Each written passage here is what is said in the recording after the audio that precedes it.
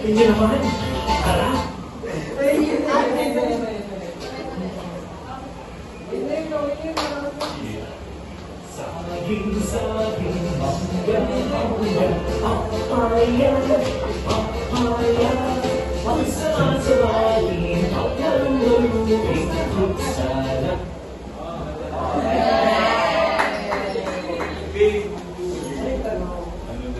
Yung question mo, kung bibigyan ka ng superhero para iligtas yung environment natin ngayon. Pero isa lang na superpower superpower pala. Alam mo pipili yung superpower? Or anong gusto mo superpower? Siguro kay Doctor Strange para ma-break ko yung reality. Like, kaya kong ma-change yung reality into something na gusto ko. Mga ganun bagay. Ano yung gusto ko?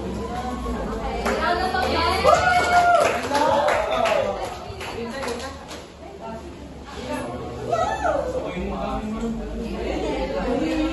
Saan ba dali? Buti wala na sa'yo. Wala na po. Touch mo. Next. Kanista.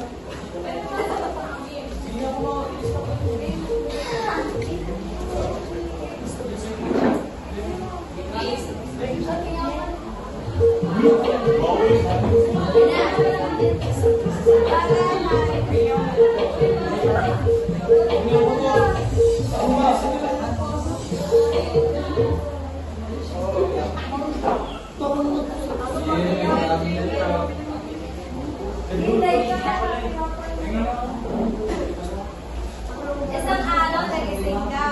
Nakaya mo na makipag-usap sa mga hayop. Ano unang hayop yung kakausapin mo at anong itatanong?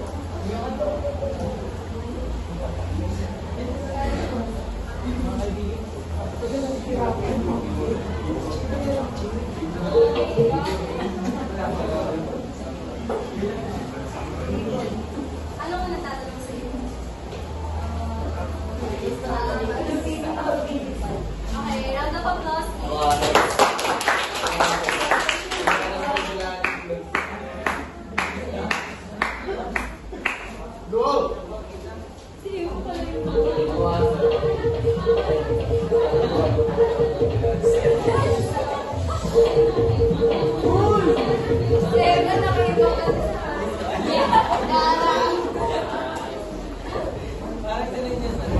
Yung question mo, kung lahat ng lupa sa buwan lang maging pag-aari, like sa'yo na yung mga lupa, ano mo gagawin para hindi masira yung kalikasan? Well, thank you for the time. So, kung ako yung mamumuno sa lahat ng lupain dito sa ating mundo, ay papanatiliin ko itong maayos sapagkat dito tayo nabubuhay sa makakuha ng ating kalikasan at papangalagaan ko ito sa pamamagitan na sa akin ang sa pamamagitan nito sa masakit ng lupa ay papanatiliin ko itong maayos.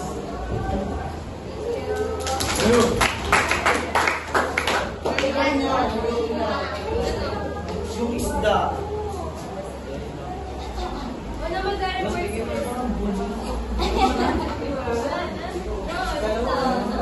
Or consideration sa mga sinabi.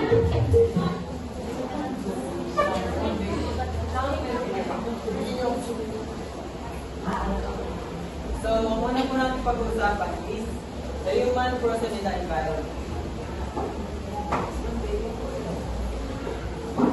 So, how does philosophy define the personal relationship with the environment?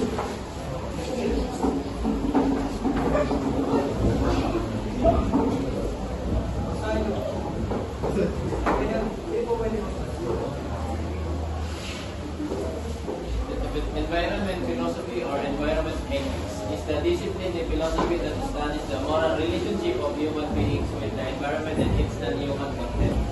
So, ang ibig sabihin po niyan, yung pag-aaral po sa relasyon ng tao, kasi mga non-human content. And yung mga non-human content po nila is animals, plants, ganun po. For example po, yung tungkulin ng mga tao sa kapaligiran na nilalaman itong mga tao. Kung ano yung role mo sa mga bagay na hindi mo mauulit, dahil kung ano role mo sa halaman, kung anong magagawa mo para sa hayop. Then,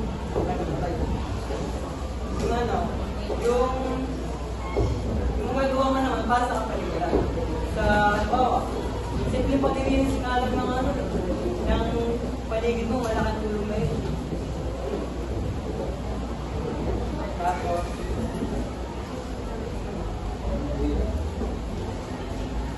environmental philosophers studies that as simple ba yun?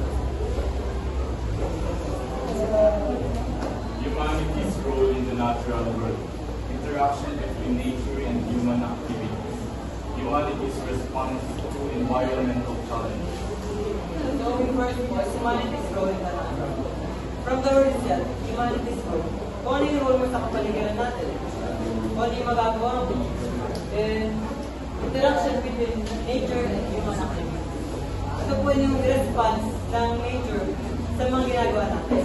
Kung maganda ba ito, mabuti. Halimbawa, yung pagtatapon ng basura sa kanal, dahil sa pagbara ng tubig sa kanal, pag umulan na malakas, siyempre dapat ulan lang yun. Bis na ulan lang, babaa pa. Dahil sa human activities sa ginawa natin. Then next is humanity's response to environmental challenges. So pagkatapos mo ng natural disaster niya na hinaluan na lalo sumama dahil sa kagawa natin, yun naman po magiging response natin. Yung po yung next. Kung ano yung reflection natin dito, ano po yung magagawa natin, yung nababago.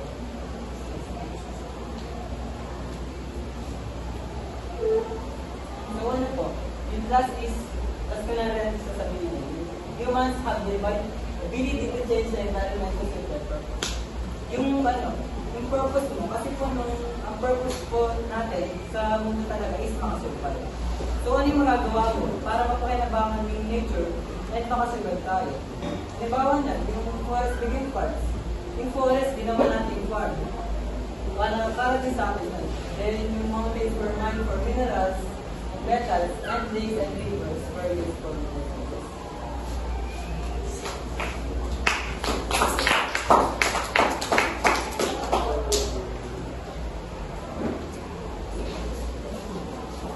Okay, let's now move on to the next part. Abella 2016 pointed out three major views regarding the relationship of humanity and the environment. Abella 2016.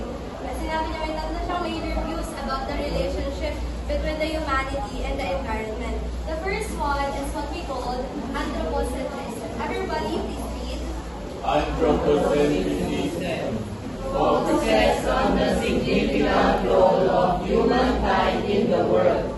This view believes that humans are the most important species on the planet. So, from the word anthro, narinig na natin siya sa UCSB natin, katulad nung about sa anthropology. Always remember na kapag sinabi natin anthropocentrism, ang pinaka-focus niya dito yung man. The general term for the human entire race or tayong mga humans. Yung anthropocentrism, naniniwala dito na tayong humans yung pinaka-most important, most superior and most important creature on earth. And man is regarded as the center of our environment.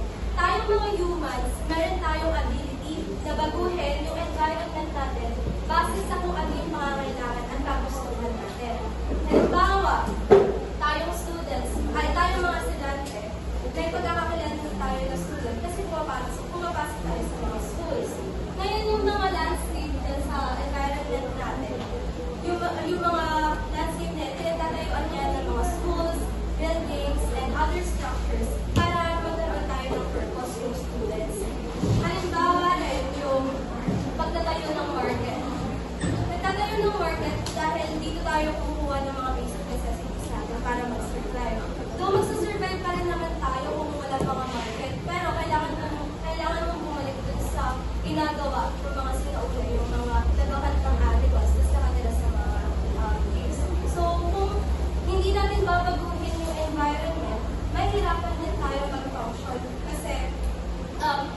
hindi siya convenient katulad kung gagawin natin yung mga ginagawa ng mga sila. So always remember lang na kapag sinabi natin anthropocentrism, tayong mga tao, meron tayong ability na baguhin yung environment natin kasi sa kung ano yung kagustuhan at saka pangangailangan. Yes?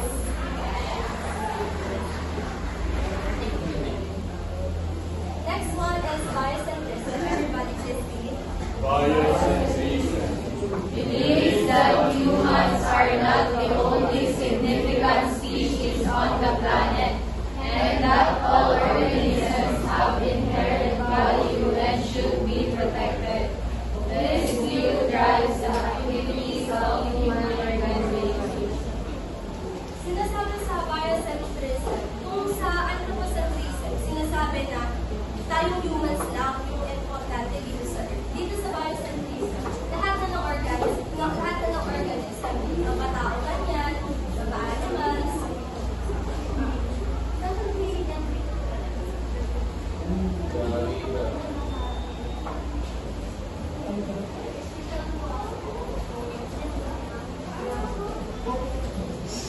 okay, balik tayo. Pag sinabi natin biocentrism, hindi lang humans yung importante dito.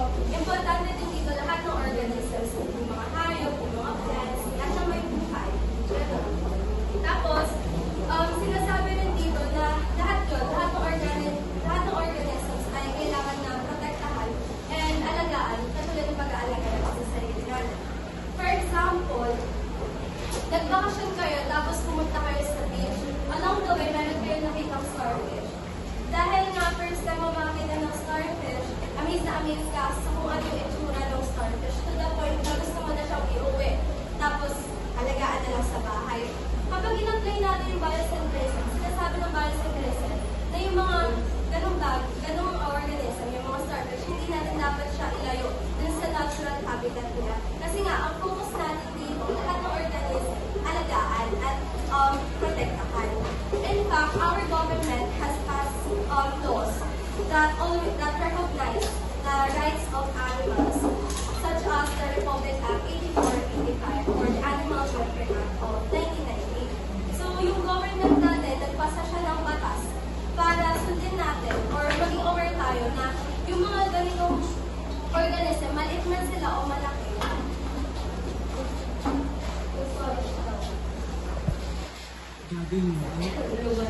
Low battery. Low battery lang. ayun, sinasabi na maliit man o malaki yung mga organisms na yun, kailangan natin palit silang protektahan. So, yung sinasabi lang din ng biocentrism na kahit na anong uri man yan ng organism, kailangan siyang protektahan at alagaan kasi lahat yan mayroong purpose and lahat yan mayroong makakatulong sa environment natin. Yes?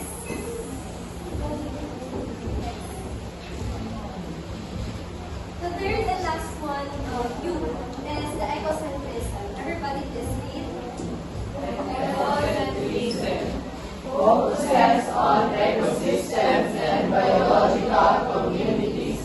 Believes humans are part of a larger system and should act as stewards of nature. This view also promotes the idea that order and balance in nature brings about stability and beauty. Sinasabi sa ecocentrism, ang focus niya is from the word itself, ecosystem, tsaka biological communities. Pag sinabi natin ecosystem, mix na siya ng living at saka non-living. So yung living tayo, humans, yung mga animals, yung mga plants, non-living, yung mga heat, wind, temperature, ganyan. Tapos, pag sinabi naman natin biological communities, hindi yung inaapakan natin. Tayo mga humans, soil, yung mga marine animals sa coral reefs, yung iba naman, yung mga wild animals sa forest. So, sinasabi dito sa ecocentrism na tayong humans daw, yung may pinakamalaking parte sa environment natin. And tayo din daw, yung dapat na mag-act as role model para sa mga susunod na generation. Sinasabi, for example, yung mga public transportation like jeepneys and tricycles, sinasabi na mas beneficial daw siyang gamitin na public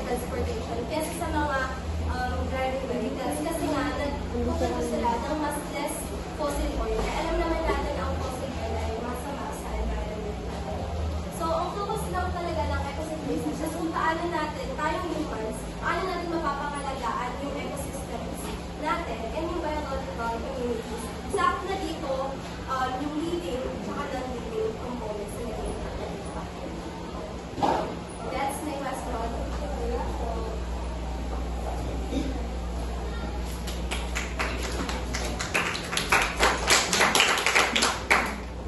Sa philosophy ko ay hindi lang po ito tungkol sa ating sarili, kundi ay kasama din dito ang ating kapaligiran, kung paano natin ito inaalagaan, pinoprotektahan. Meron tayong dalawang philosophical views on the environment, the ecology and Gaia hypothesis. Gift ecology. So all the girls, all living beings have equal value and intrinsic worth regardless of their usefulness or utility to other beings. So po sinasabi po sa gift ecology na ang lahat daw po ng may buhay dito sa ating mundo, kahit hindi po ito kapakit-pakinabang sa ating mga nabubuhayan araw-araw, ito daw po ay may halaga. Ibig sabihin daw po, lahat daw po ng buhay dito sa ating mundo ay may pantay-pantay na halaga at may karapatang buhay at protektahan. So, kung ang halimbawa po dito, ang punong kahoy ay mahalaga. Hindi nang dahil ito ay nagbibigay sa atin ng papel or panggatong sa ating pagtulog, dahil ito ay buhay at bahagi ng ating ekonomiya. So, sa madaling salita po, ang gift ecology ay lahat daw po ng may buhay ay mahalaga at pantay-pantay. So, sa Gaia hypothesis naman po, voice naman po. Okay ba? Also known as Gaia principle. Proposes that all organisms and their organic surroundings on Earth are closely integrated to form a single and self-regulating complex system, maintaining the conditions for life on Earth. So po yung Gaia hypothesis ay pinaniniwalaan dito na ang lahat ng nilalang o tao man yan, hayop, halaman, at ang kanilang kapaligiran ay konektado sa bawat isa. So, for example po, kapag nasira ang ating kagubatan ay naapektuhan ng ating klima. Hindi lang po ang ating klima ay ating kabuhayan din at maging kalusugan ng ating mga tao. Yun lang po, sa madaling salita, ang Gaia hypothesis ay pinaniniwalaan dito na ang lahat ng nilalang at ang kanyang kapaligiran ay konektado sa bawat isa. Next po. Environmental aesthetics. Makabasa po lahat. Environmental aesthetics is one philosophical view that believes maintaining order in the environment will bring out the natural beauty of the surroundings and contribute to the well-being of the people and other organisms living in it. So, ang pananaw daw po nito na ang kaayusan at kagandahan ng kapaligiran ay makakatulong sa kabutihan ng tao at ng iba pang nilalang. Kung maganda at malinis ang ating paligid, mas masaya at mapayapa ang ating pamumuhay.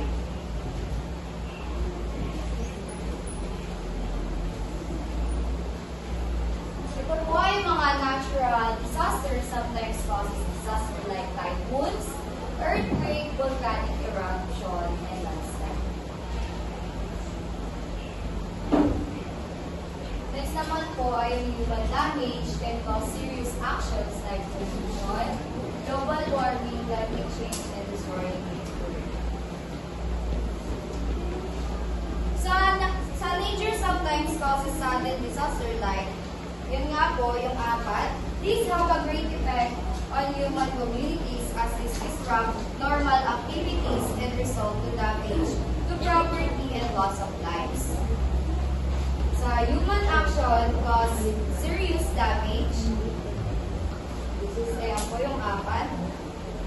Human actions like littering and improper use of resources can contribute to environmental problems. For example, sa mga communities na hindi nagdi-dispose ng basura ng maayos, makikita natin na madumi ang paligid nila because the trash is everywhere.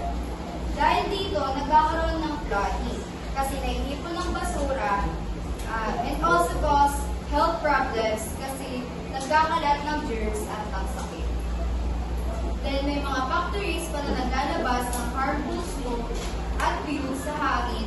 Tapos may mga iba pang tao na nagtatapon ng kanilang waste sa mga ilog or dagat.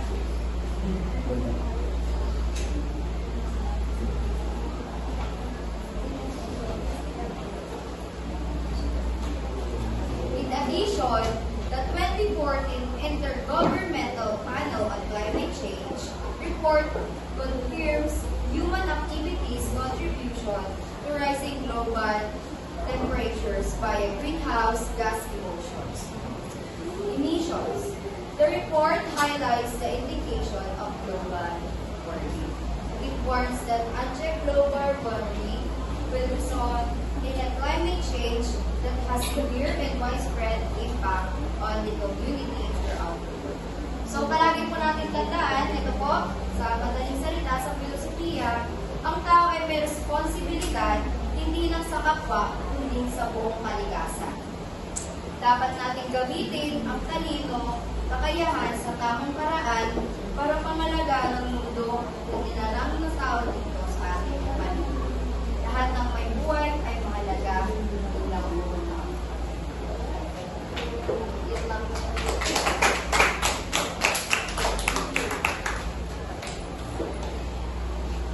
May question kayo tungkol sa report. Sinong nakakapagbigay ng, without looking at your notes, nakakapagbigay ng tatlong views about the relationship between humanity and environment, and then explain lang ng yung tatlo, may tayo sila nakakapag-explain.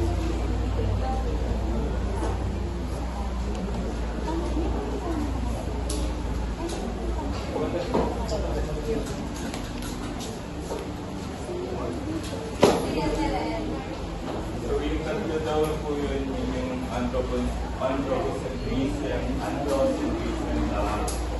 biocentrism, and ecocentrism. So sa dito sa anthropocentrism, dito tayo raw, ang bawat individual sa atin ang may kakayahan na baguhin ang environment depende sa ating pangangailangan. Yun po yung pinaka-highlight po sa anthropocentrism na yun. So sa pangalawa po, sa biocentrism naman po, sinasabi doon na kumbaga, mahalin din natin yung kumbaga, other, hindi lang sarili natin, maging yung other species or other, kumbaga, other nilalang sa mundo. Kasi lahat tayo, kagaya nga nung sa sinabi ni Rachel, yung sa una niyang yung sa dalawa sa Gaia and yung unang nakalimutan ko lang. Ayun, sa deep ecology, lahat daw tayo, lahat ng living ay mahalaga. Kumbaga, may relation yun sa biocentrism. So sa pangatlo naman, sa ecocentrism, dito naman, hindi lang non-living, hindi lang living things, kung maging non-living things ang mahalaga. Kumbaga, sinasabi dito sa ecocentrism, mas matimbang to kasi nilalahat. Hindi lang kumbaga, itong nilalang na to, lahat mahalaga.